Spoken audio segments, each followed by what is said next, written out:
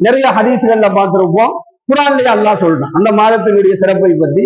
ஸல்லல்லாஹு அலைஹி வஸல்லம் அவர்கள் சொல்றாங்க, அந்த மாதம் வருவதற்கு முன்னாடியே அல்லாஹ் என்ன செஞ்சிடறான், அந்த மாதத்தினுடைய எல்லா வகையான சிறப்புகளையும் அல்லாஹ் ஸல்லல்லாஹு அலைஹி வஸல்லம் அவர்கள் ஒரு ஹதீஸ்ல சொல்றாங்க. அந்த மாதம் வருவதற்கு முன்னாடி ஜின்கள் கெட்ட சைத்தான்களுக்கெல்லாம் என்ன செஞ்சிடறான், அல்லாஹ் விளங்கிட்டுறான் அப்படின்னு சொல்லப்படுது. அதனால பாவங்கள் செய்வதற்கு ரொம்ப குறைவாக ஒரு சூழல் உருவாகும்.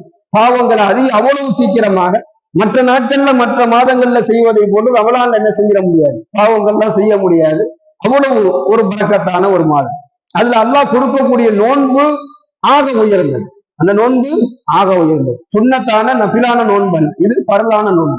அந்த நோன்பை நம்ம யாருக்காண்டி வைக்கிறோம்னு சொன்னா ஒன்லி ஃபார் அல்லாஹ், அல்லாஹ்க்கு மட்டும்தான் அந்த நோன்பு, வேற யாருக்கு அந்த நோன்பு கிடையாது. ரமலானுடைய மாதத்தினுடைய நோன்பை வேற மாதிரிலாம் நம்ம வைக்க முடியாது. அல்லாஹ் ஒருவனுக்காக வேண்டி அல்லாஹ்வுக்காண்டி வைக்கப்படக்கூடிய நோன்பு.